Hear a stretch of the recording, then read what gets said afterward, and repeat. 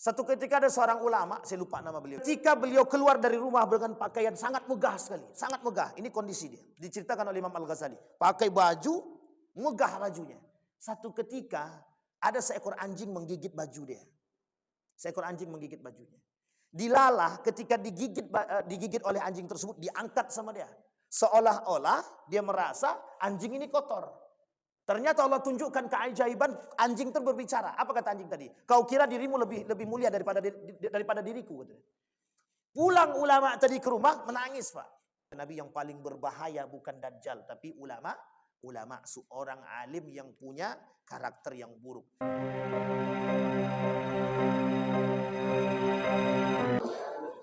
Alhamdulillahi Rabbil Alamin. Alhamdulillahilladzi an'ama bi ni'matil iman wal islam bihima tatimmus salihat. Asyhadu an la ilaha illallah wahdahu la syarikalah wa asyhadu anna Muhammadan abduhu wa rasuluh la nabiyya ba'd. Allahumma salli wa sallim wa barik ala hadzal nabiyil karim. Allahumma salli ala Muhammad wa ala ali Muhammad fil alamin innaka Hamidum Majid.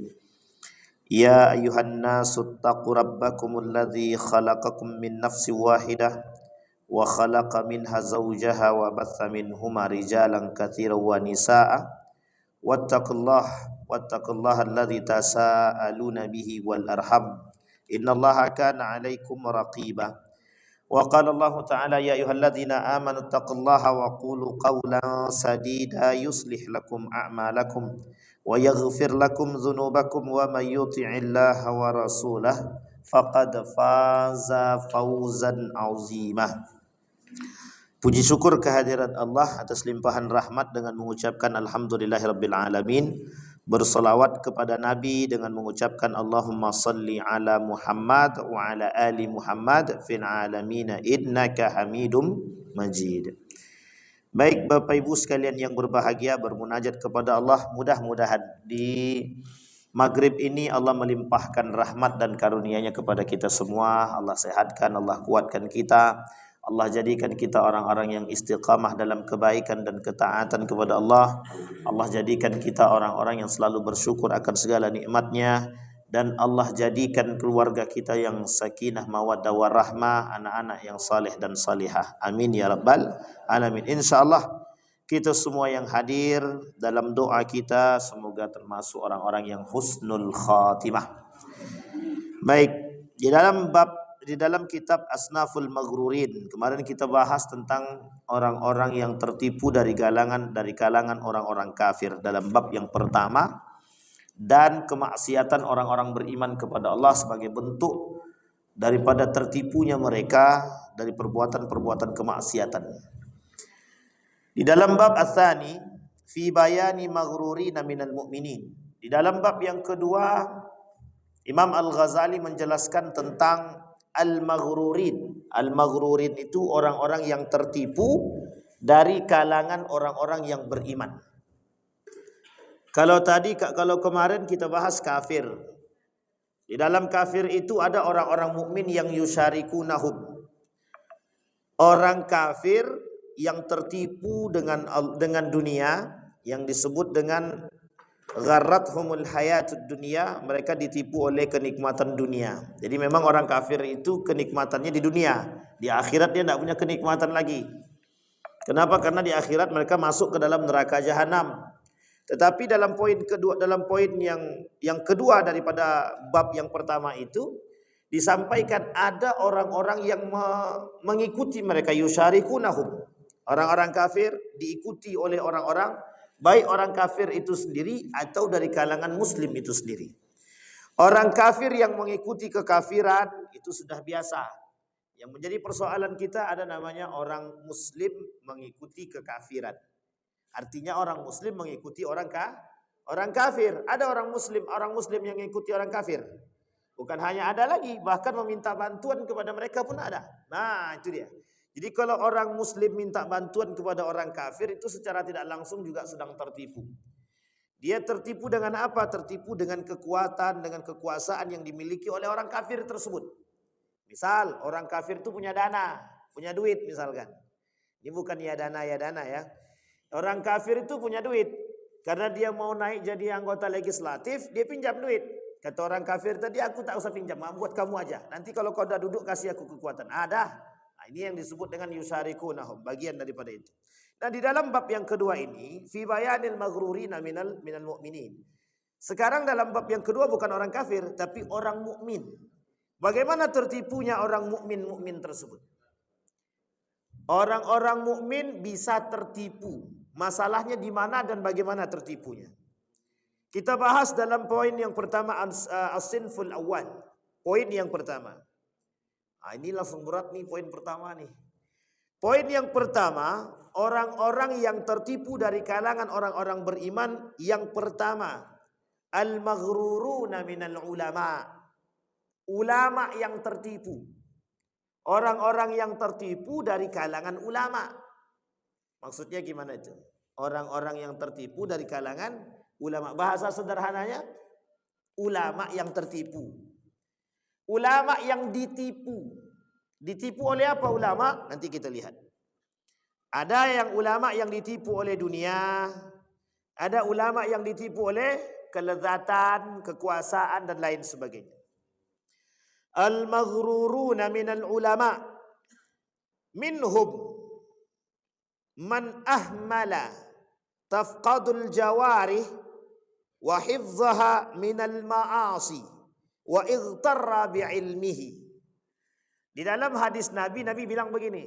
Kata Nabi, inna akhwafa ma akhaf. Yang paling aku khawatirkan, kata Nabi, kata Umar bin Khattab, inna akhwafa ma akhafu ala ummati munafiqun alimul lisan. Kata Umar bin Khattab, yang paling ditakuti oleh Nabi di hari akhir itu adalah munafiqun alimul lisan. Orang munafik tapi lisannya cerdas, alim. Atau bahasa lainnya, orang alim cerdas dengan keilmuannya tapi munafik. Sampai di sini bisa dipahami, Pak ya.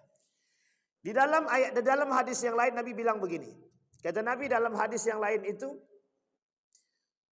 kata Nabi, yang paling ditakuti oleh baginda Nabi Muhammad SAW bukan hanya Dajjal. Kalau Dajjal itu takut, tapi ada yang lebih ditakuti oleh Nabi selain daripada Dajjal. Namanya, kata Nabi, ulama su. Apa namanya Bapak Ibu? Ulama su. Ada satu buku judulnya, ada namanya Ulama Ar-Rabbani dan Ulama Id-Dunya. Atau bahasa lainnya ulama al-akhirah dan ulama dunia. Ulama akhirat, dia jadikan ilmu dia untuk bisa menggapai keberkahan akhirat.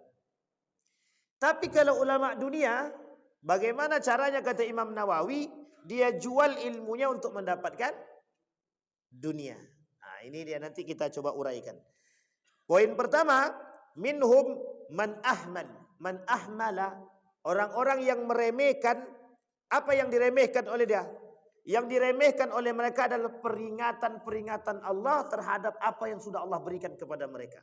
Misal, seorang alim punya ilmu, seorang alim punya ibadah, seorang alim punya kehebatan. Kehebatan yang dimiliki oleh orang alim adalah yang tertinggi, yang mereka miliki adalah ilmu mereka sendiri. Di dalam hadis yang lain Nabi bilang begini, "Fima ta'allamtal ilma wa qara'tal Qur'an." Buat siapa engkau pelajari ilmu, buat siapa engkau mempelajari ilmu dan membaca Al-Qur'an. Kata hamba tadi, "Ta'allamtul ilma fika wa qara'tul Qur'ana fik." Aku mempelajari ilmu dan membaca Al-Qur'an itu untuk dirimu. Kemudian dijawab sama hadis tadi, sama Allah, "Kadzabta wa taqulul malaika kadzabta." Kata Allah, engkau dusta. Kata malaikat, engkau juga dusta. Maksudnya yang ngomong yang hamba tadi. Disampaikan oleh kata Allah, engkau dusta. Kata malaikat, engkau dusta. Ta'allamtal ilma liyuqalu aliman. Kau pelajari ilmu sekian banyak agar engkau dipanggil orang alim. Nah, ini dia Bapak Ibu yang dimaksud Bapak Ibu. Ada orang sekarang itu ngaku diri pinter. Anak ini kan ulama, anak ini alim. Jadi jangan kalian menghina saya. Saya ini orang alim. Ah, itu kalau dia bilang begitu tandanya itu enggak alim tuh, Pak. Itu mesti itu. Kalau ada orang alim mengaku diri dia alim, itu dia mesti tidak alim tuh. Kalau ada orang baik ngaku baik, dia itu mesti tidak baik dia itu. Aku ini kan orang baik. Ah, itu enggak. Tengok juga. Pas dia ngomong kayak gitu tengok wajahnya. Nah, mesti ada yang disembunyikan dia tuh. Jadi Bapak Ibu sekalian yang berbahagia, ini penting untuk kita pahami bahwa orang alim itu memang tersandra. Orang alim itu tersandra. Tersandra oleh apa? Oleh dunia. Sehingga mereka ditipu oleh dunia.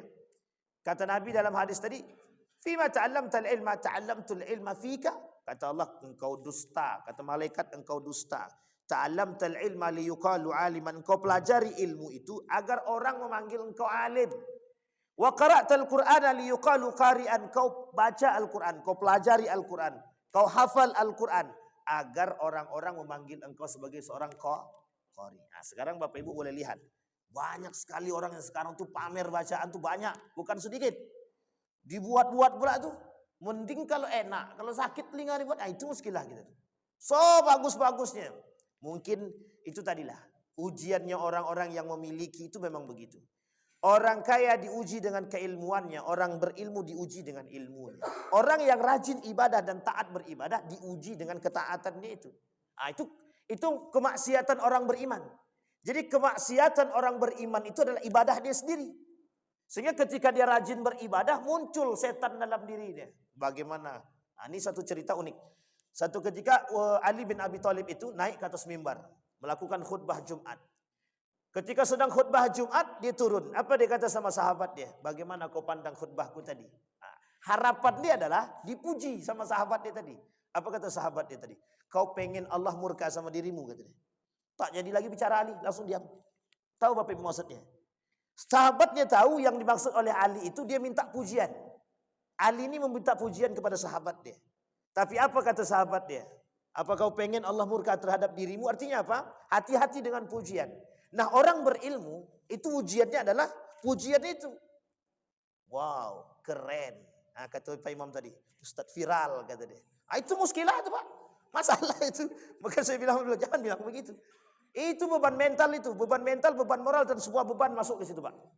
Coba bayangkan. Itu kalau sempat itu terjadi, nauzubillahi min dzalik itu. Berat sekali. Artinya apa? Yang menjadi masalah adalah orang-orang yang berilmu itu dengan keilmuan dia. Kadang-kadang ujiannya bukan hanya datang pada ilmunya saja, kejujuran mereka. Kita ambil contoh, Pak. Dulu saya pernah ketemu dengan salah seorang dewan pengawas syariah. Jadi ketika kami diskusi tentang salah satu perbankan itu, perbankan syariah, saya bilang ketika beliau membicarakan tentang satu konsep akad dalam perbankan, saya bilang begini, Pak Ustadz itu menggunakan akad yang salah di dalam produk yang salah, saya bilang itu. Produknya apa, akadnya apa? Kemudian Pak Ustadz itu bilang begini, kata beliau, kalau kita tak pakai kayak gitu, banknya rugi. Kalau banknya rugi, kami tak dapat gaji. Gitu. Astagfirullahaladzim. Kalimat itu yang sampai sekarang saya ingat. Nah, tahu maksudnya Bapak Ibu? Artinya apa? Dia bisa memutar sesuatu demi mendapatkan sesuatu. Yang penting aku untung, dia untung. Kata dia. Nah, betul juga memang kadang-kadang kita pikir secara rasional betul itu. Daripada banknya rugi, dia tak dapat gaji, mending untung dua-duanya kan gitu. Gaji dapat, bank aman. Tapi kan salah. Gitu. Tapi kan salah. Nah, ini yang kita maksud. Artinya apa? Ada hal-hal yang dilakukan oleh mereka dan mereka terkungkung dengan hal demikian. Maka kata Allah tak salah ketika Nabi berkata dalam hadisnya, ada orang yang mempelajari ilmu tujuannya untuk mendapatkan dunia. Imam Nawawi mengatakan demikian dalam kitab At-Tibyan itu. Kata Imam Nawawi, banyak orang-orang yang mempelajari Al-Quran. Tapi tujuannya satu, bagaimana ketika mereka mendapatkan Al-Quran. Jangan salah loh Bapak Ibu. Orang yang mempelajari Al-Quran itu Allah angkat derajatnya. Sekalipun dia punya niat yang gak benar, itu Allah angkat derajatnya. Tapi ingat, kata Imam Nawawi, orang yang mempelajari ilmu Al-Quran, dia akan mendapatkan kemewahan, dia akan mendapatkan penghormatan dari orang. Betul. Di situ ujiannya. Ada orang yang dengan penghormatan dan penghargaan tersebut, liyusiba minhud dunya. Tujuannya untuk mendapatkan dunia. Nah, kita ambil contoh begini. Dulu ada kasus Bapak Ibu, yang saya temukan itu, kasus seorang hafiz Quran. Ya kita sebenarnya ini tidak merendahkan mereka, cuman ini akhlak ya, akhlak. Ada seorang yang mengerti Al-Quran, bagus bacaannya. Satu ketika datang seorang pengurus masjid. Masjid ini masih barulah. Pokoknya masjid ini tidak kaya, biasa-biasa saja. Kemudian dia bilang sama orang yang pandai baca Quran tadi, kami minta Ustadz untuk jadi imam lah di masjid kami selama 1 bulan. Apa kata beliau? Kalau ndak 400.000 satu malam saya ndak mau kata dia. Saya bilang, wah ini penting juga kalau begini. Besok penceramah pakai gitu semua. Besok kalau ndak 1 juta nggak usah undang katanya gitu. Ini bahaya. Kalau sempat begitu semua Pak habis kita. Jadi rontoknya itu akhlak itu penyebabnya adalah rusak. Rusaknya itu akhlak. Jadi ilmu tadi saya ingin katakan kepada Bapak Ibu, goresan kaum liberal itu, goresan kaum orientalis terhadap kita hari ini, itu bagaimana menampakkan kehadapan kita itu bahwa ilmu itu bebas nilai. Ilmu itu bebas nilai.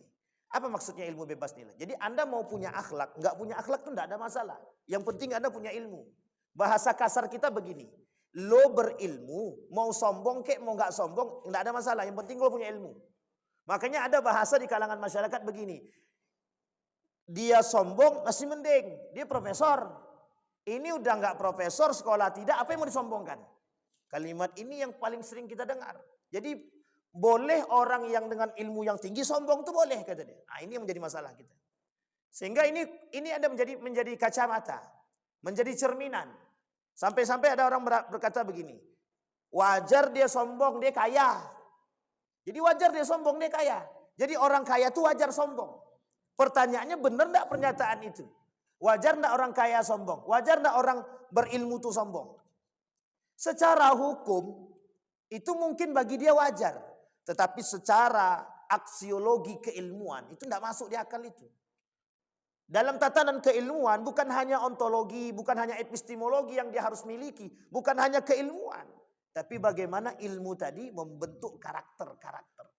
Sehingga ilmu itu bisa membentuk akhlak. Lah kalau tadi berakhlak apa tak berakhlak tuh? Dah tahu dia masjidnya biasa-biasa aja. Dia pasang pula, dia patok lah. Kalau ndak 400.000 aku ndak mau jadi imam. Nah, itu bagus juga kalau begitu itu. Dalam bahasa lainnya pengen cepat kaya. 400 kali 30 berapa? 12 juta 1 bulan. Nggak ngapa-ngapain itu.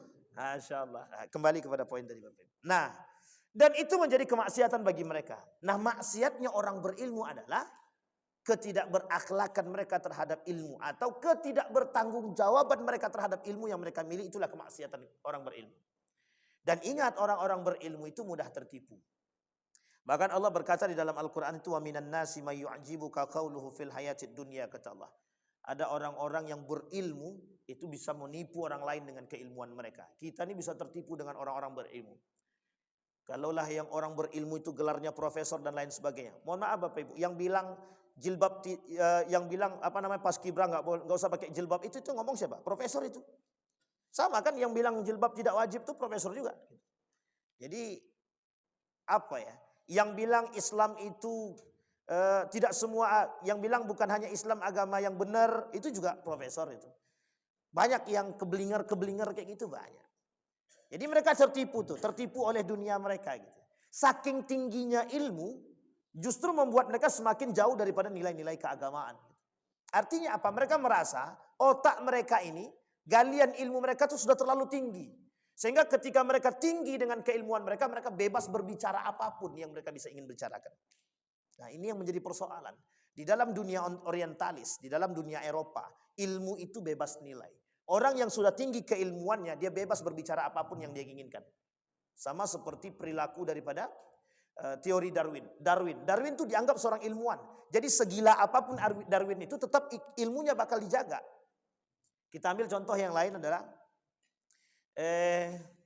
siapa namanya itu? Masya Allah. Friedrich Engel. Friedrich Engel sampai bilang Tuhan itu sudah membusuk, sudah mati gitu deh. Ini ada seorang ilmuwan barat. Kata dia, Tuhan itu sudah mati. Gitu. Tuhan itu sudah membusuk. Gitu. Jadi saking tingginya akalnya bebas berbicara apapun yang mereka ingin katakan. Sampai mohon maaf kadang-kadang menghina Tuhan. Gitu. Nah, ini yang menjadi persoalan kita. Maka ightarra, kata para ulama, kata Imam Al-Ghazali, mereka ightarra bi'ilmihi. Mereka tertipu dengan ilmu mereka sendiri. Wa minhum man ghafalu an qulubihim. Orang berilmu itu kadang-kadang itu keras hati. Ini mohon maaf ya, keras hati. Kok bisa keras hati? Jadi merasa paling benar. Ada namanya qaswatul qalbi namanya. Orang yang dengan ilmu dia itu bisa membuat diri dia tertipu. Apa tertipunya mereka? Ghafalu an qulubihim. Mereka kadang-kadang lupa dengan hati mereka. Jadi mohon maaf Bapak Ibu, orang berilmu, Imam Ghazali, Sayyid Nursi, kita ambil Sayyid Nursi saja. Sayyid Nursi itu tinggi, ilmunya tinggi. Sayyid Nursi itu ulama Turki yang terkenal, yang baru muncul dan dikenal oleh orang masyarakat Indonesia ketika novelnya Habibur Rahman El-Siraji keluar. Judulnya Api Tauhid. Nah, ada pernah baca belum? Belum kan? Baca. Api Tauhid. Itu muncul nama seorang ulama terkenal namanya Sayyid Nursi. Dia punya buku judulnya Rasailun Nur. Dan itu sudah dibagi-bagi. Ternyata dia dikenal sebagai seorang ulama namanya Badi'uz Zaman. Manusia yang paling aneh sepanjang zaman. Setelah Imam Syafi'i. Jadi Imam Syafi'i itu Badi'uz Zaman yang pertama. Yang kedua itu disandarkan kepada Sayyid Nursi. Saking tingginya ilmu dia Pak. Saking tinggi ilmunya. Suatu ketika ketinggian ilmu itu membuat dia terawang-awang. Bimbang dengan diri dia sendiri. Semua ketika diajak debat dia menang terus. Seantera Turki itu tahu dia kehebatan ilmu dia. Badan kecil, otak cerdas. Nah, begitulah bahasanya. Sama kayak Imam Syafi'i. Cerdasnya gitu. Tapi mungkin lebih cerdas Imam Syafi'i. Karena sudah didahului oleh Imam Syafi'i. Hafal Quran di umur yang sangat belia.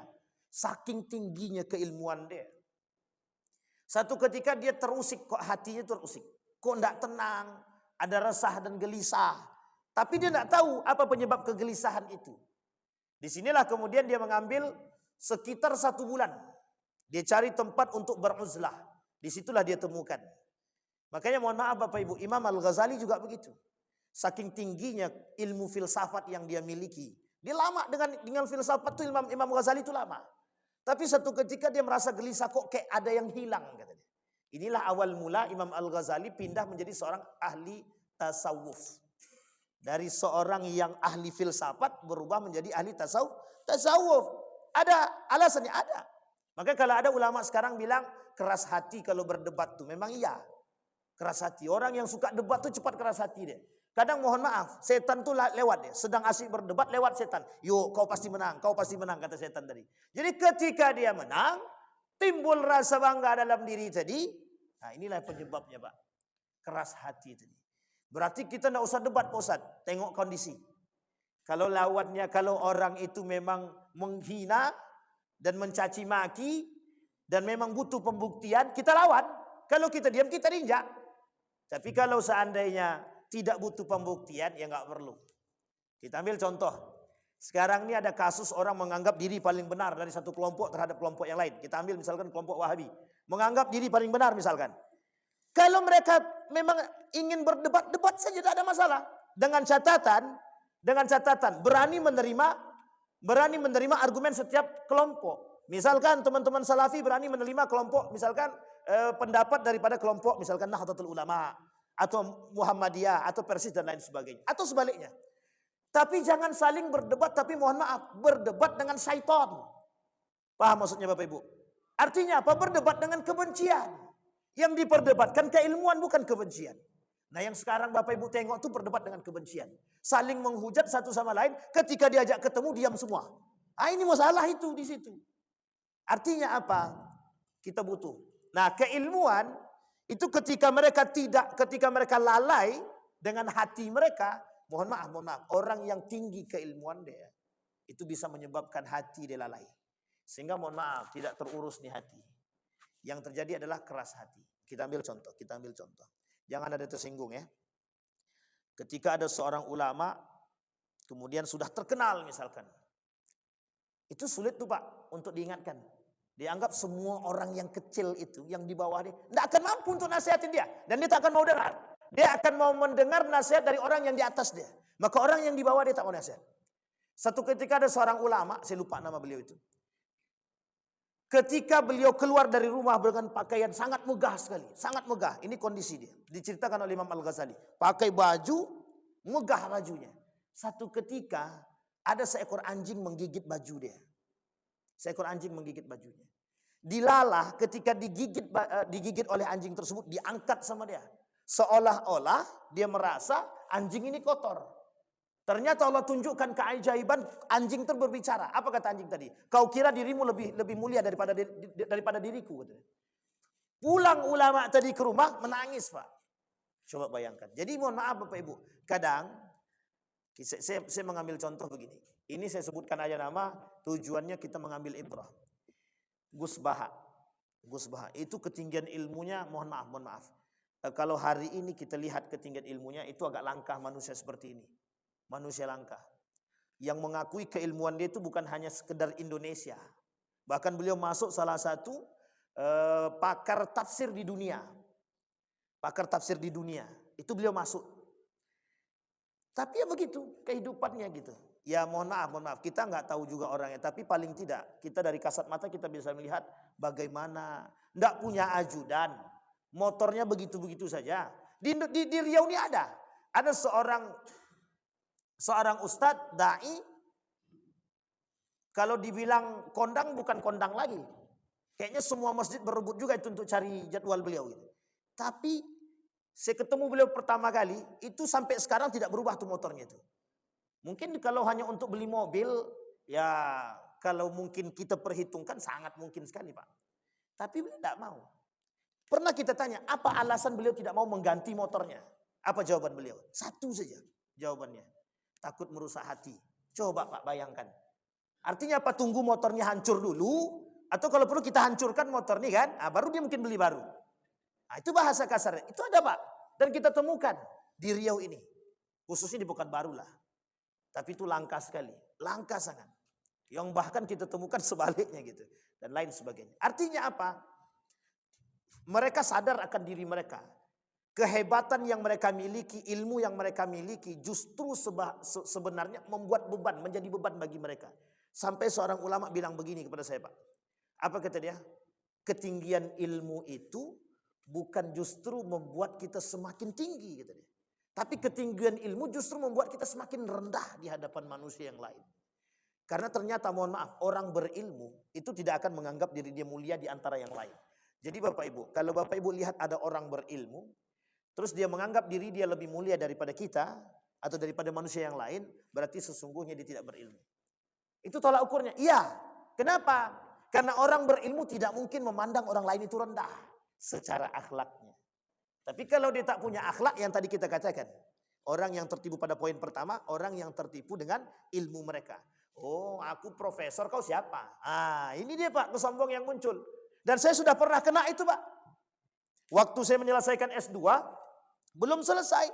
Berdebatlah kami tentang Syiah. Apa kata beliau? Waktu itu beliau sudah PhD, keluaran dari Belanda. Kau baru S2 pun belum selesai, kata dia.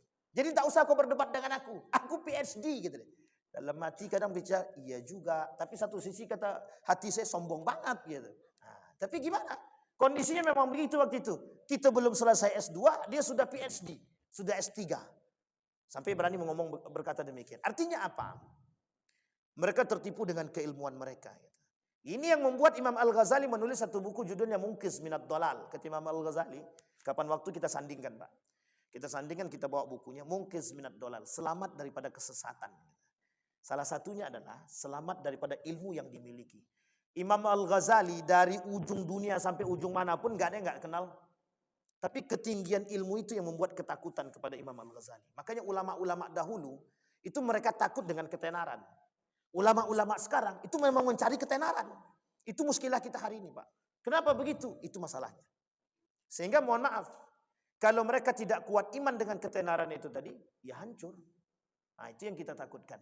Yang kita takutkan sudah tenar dia, bergelar profesor pula, dia tenar dia sudah dikenal di mana-mana, datang orang entah itu meskipun kenal dulu gitu ya, udah kenal lama tapi memberikan nasihat tak mau lagi terima. Enggak. Wah gitu dia. Artinya apa? Kesombongan bermuncul. Setan itu bermunculan dari berbagai macam segi. Itu kaitannya apa? Hati. Maka butuh kita mempelajari satu sisi Bapak Ibu. Ilmu tasawuf itu penting untuk dipelajari. Untuk menundukkan. Saya kasih contoh Bapak Ibu. Saya menjadi asisten seorang profesor. Namanya Profesor Dr. Haji Yunahar Ilyas. Saya pernah bertanya sama beliau tentang ilmu tasawuf. Salah satu karakter orang-orang sufi itu kata beliau, dia sering pergi keluar rumah tanpa membawa apapun, tidak membawa apapun.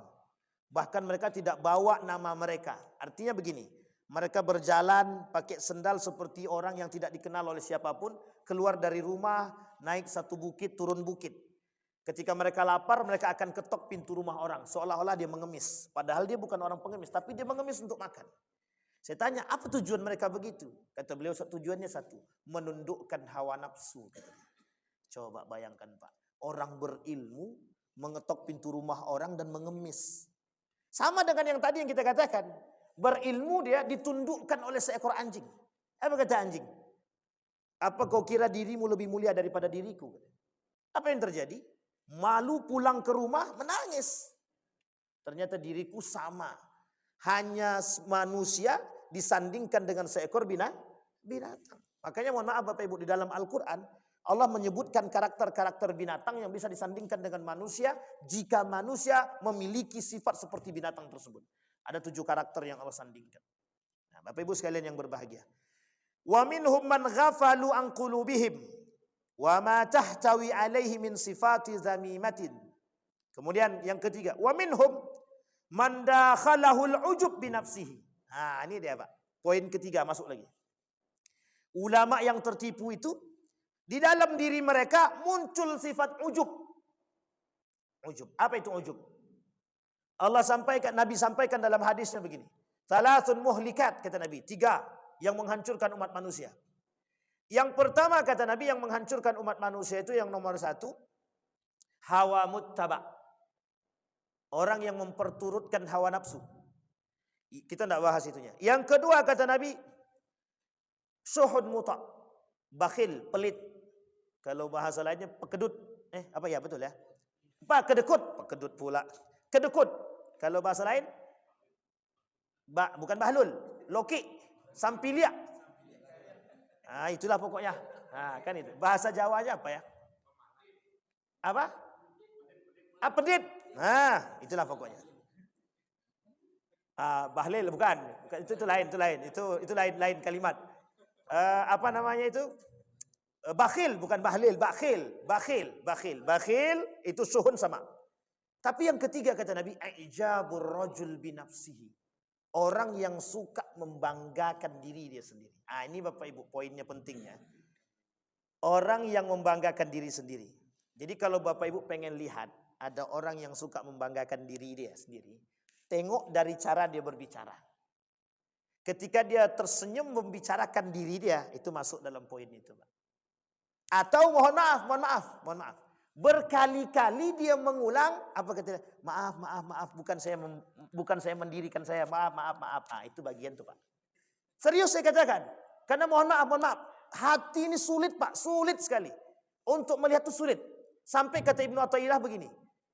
Ada orang menyembunyikan diri dia agar orang tidak kenal, itu pun masuk dalam kategori riya. Coba misal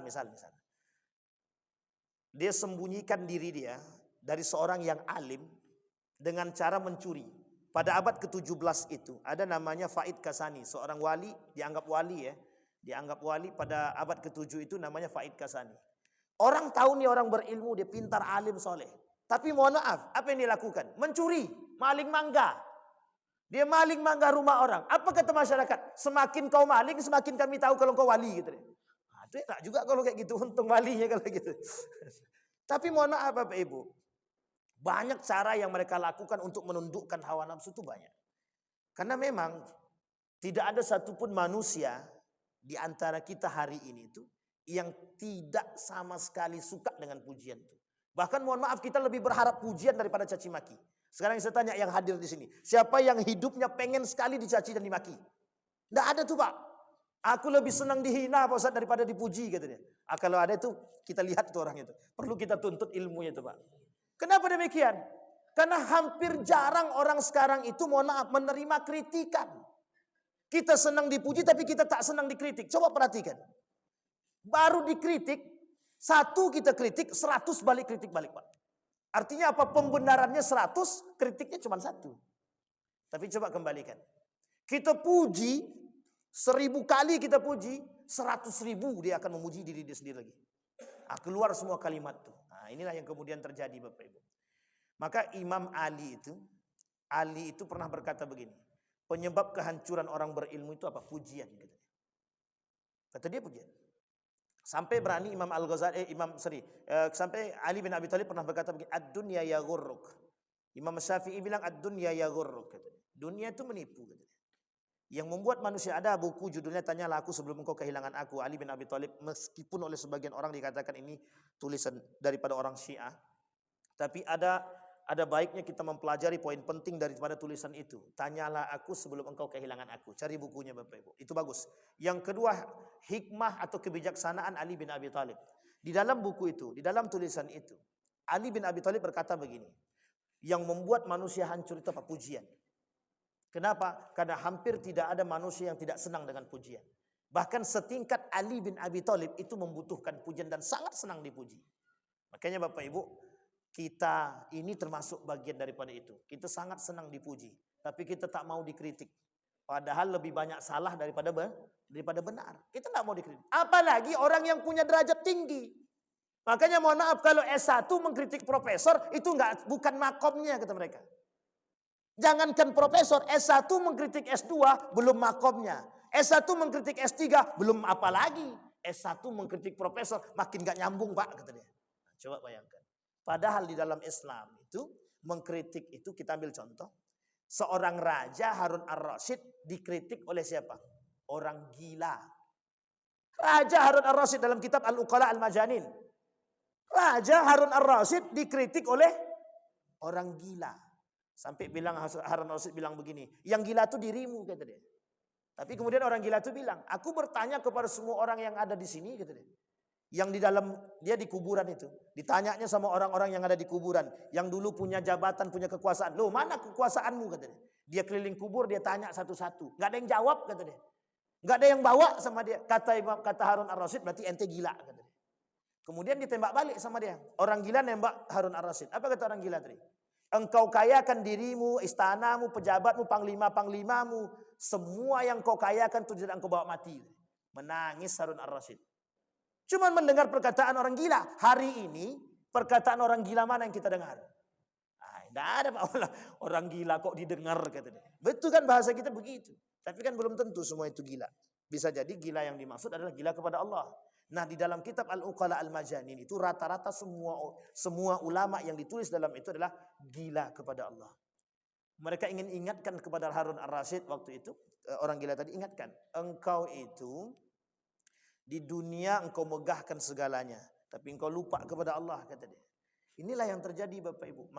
Makanya kenapa salah satu ciri karakter ulama-ulama Mesir itu, saya dapat cerita dari kawan-kawan itu, bahkan kata kawan itu gini, ada seorang ulama terkenal di Mesir itu.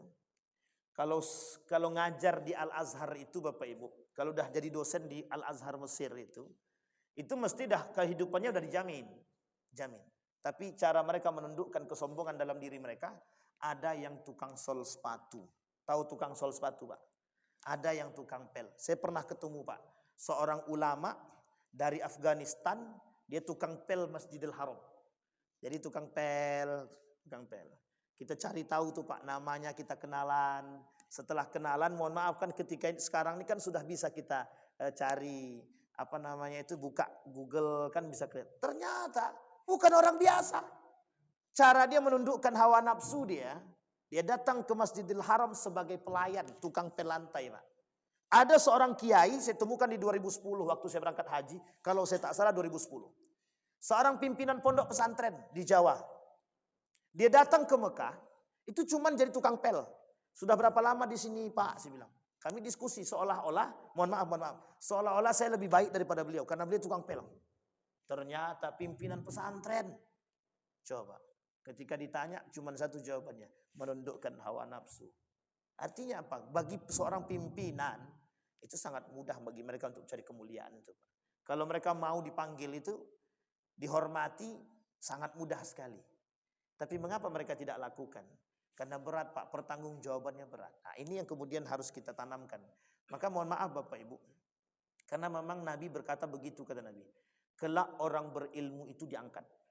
Yurfa'ul ilmu wa yathbutul jahlu kata Nabi. Jadi ilmu itu diangkat. Yang tersisa itu kebodohan. Kebodohan sini banyak maknanya, Pak. Orang berilmu tapi tak berakhlak itu kategorinya bodoh juga. Atau orang yang bodoh beneran. Jadi orang yang bodoh beneran itu bagaimana? Ya memang tidak berilmu. Tapi poin yang ketiga, ada orang tidak berilmu tapi mengaku berilmu. Ini yang paling berbahaya, Pak. Berilmu tapi tidak berilmu tapi mengaku berilmu. Baik, itu poin yang ketiga. Wa minhum man dakhalahul ujub bi nafsihi. Mereka yang suka, yang masuk sifat ujub ke dalam diri mereka sampai-sampai mereka lupa dengan diri mereka dan mereka selalu membangga-banggakan diri. Oh tenang. Itu selesai. Aku kan pakarnya di bidang itu. Nah inilah contohnya paling tidak. Aku kan pakar itu. Pakar apa? Aku pakar hadis. Nah, misal. S1, S2, S3 hadis kok. Tenang. Aku pakar hadis. Nah, kalau ada yang begitu tinggalkan aja lah. Tinggalkan. Karena Allah kata begitu dalam Al-Quran. Kata Allah di dalam Al-Quran. Fala taq'udu ma'ahum. Jangan duduk bersama mereka. Kalau kita masih duduk bersama mereka, kata Allah, idzan antum mithluhum. Kalau engkau duduk bersama mereka, paling tidak sedikit demi sedikit engkau akan kecipratan kesombongan mereka. Nah, berat, Pak. Nah, ini kajiannya tasawuf kalau begitu. Nah, ini cocok kalau Ustaz Fajri kan, atau para ustaz-ustaz yang tasawuf yang lainnya cocok tuh. Kalau awak agak cocok, agak susah sedikit. Wa dhaharat alaihi makhayilul al-kibr war riyasah.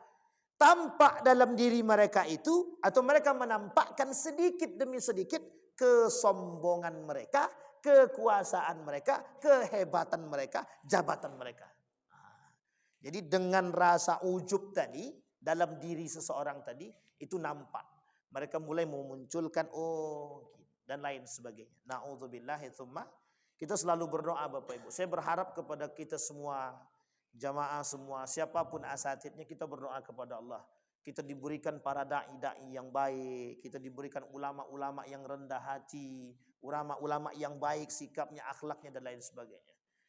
Dan ini penting Bapak Ibu. Karena saya tidak tahu apakah banyak ulama jamaah mendoakan para da'i itu atau tidak, itu kita nggak tahu. Sampai mohon maaf ya, kita jujur-jujur aja Bapak Ibu. Coba Bapak Ibu keliling masjid itu. Di mana masjid-masjid yang mendoakan pemimpin? Kita ada, Pak. Kita berharap pemimpin yang adil, tapi tak ada yang berdoa. Kita berharap punya ulama yang baik, mufti, tapi kita jarang mendoakan mereka gitu. Boro-boro doain mereka, doain diri sendiri aja lupa gitu. Nah, ini muskilah kadang-kadang. Padahal kata Nabi yang terbaik itu adalah mendoakan orang lain, sehingga kita kalau perlu jangan kasih celah untuk mendoakan diri sendiri. Sebanyak mungkin doakan orang agar doa yang kita doakan kepada orang lain kembali. Baik, yang terakhir.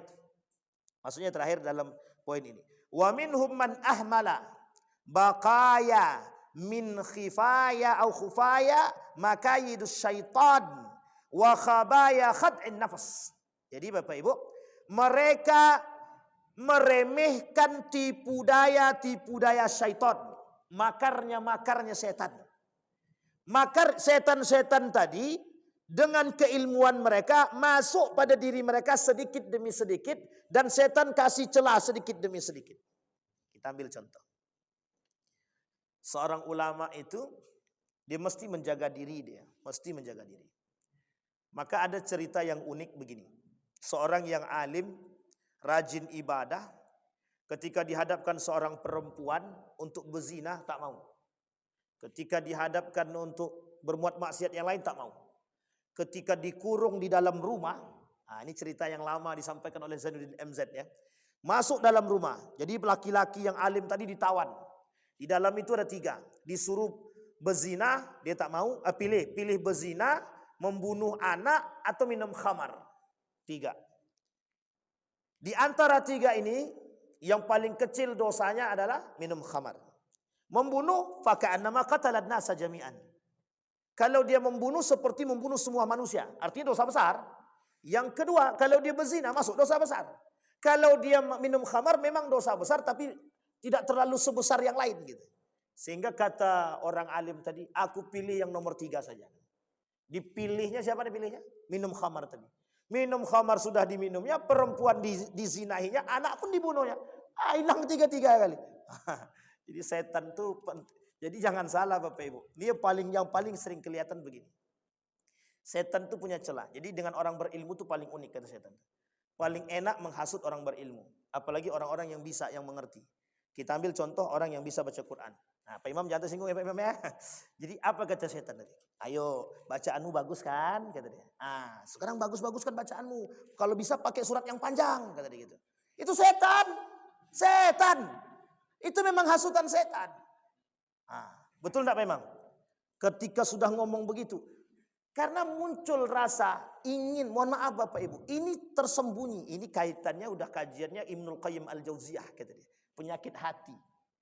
Dan sangat berat Pak, sangat berat, mohon maaf sangat berat. Ketika kita jadi imam dan orang senang dengan suara kita, oh setan masuk di situ. Jangan, nggak usah khawatir, orang kan senang dengan suaramu. Kau panjangkan sampai 15 surat pun tak ada masalah itu gitu. Nah, coba bayangkan. Kalau Nabi jelas kenabiannya, setan pun takut dengan Nabi. Misal Nabi sholat subuh, 2 surat yang dibaca. Al-Baqarah 1, Al-Imran 1. Tapi kalau seandainya mohon maaf kita sekarang nih, jangankan surat Ali Imran. Nggak usah Ali Imran lah. Yang hari Jumat itu apa namanya? Surat Sajadah. Itu udah sakit jempol kita Pak. Nah, ini perlu dipahami. Surat Sajadah itu tidak wajib dibaca. Tidak wajib. Sunnah. Yang kita takutkan Pak mohon maaf. Besok kalau setiap Jumat orang baca surat Sajadah, generasi selanjutnya akan paham bahwa surat Sajadah itu tahu Bapak Ibu kenapa Nabi cuma 3 kali sholat tarawih di masjid?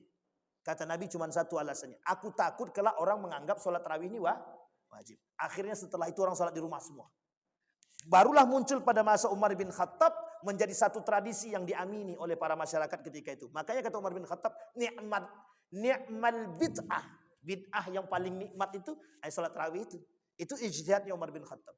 Sampai di sini bisa dipahami Bapak Ibu. Maka mohon maaf Bapak Ibu, kalimat ta'awuz itu oleh para ulama sangat berpengaruh dalam lidahnya atau lisannya seorang alim. Perbanyaklah berta'awuz gitu. Karena setiap celah kehidupan kita itu tiada henti dari gangguan setan itu tidak ada. Sangat-sangat sulit. Seorang ayah yang sudah kuat menahan diri dia untuk tidak marah kepada anaknya, datang celah, datang setan tuh. Nah, tuh tengok tuh. Semakin banyak kan, semakin kau diamkan semakin banyak. Dia kata setan dia juga kata dia. Nafsu itu naik. Nah, inilah kemudian cara-cara setan menghasut kita tuh begitu. Jadi banyak cara. Maka dalam kitab ini ada kaitannya dengan kitab-kitab tertentu. Kita ambil contoh misalkan Talbisul Iblis.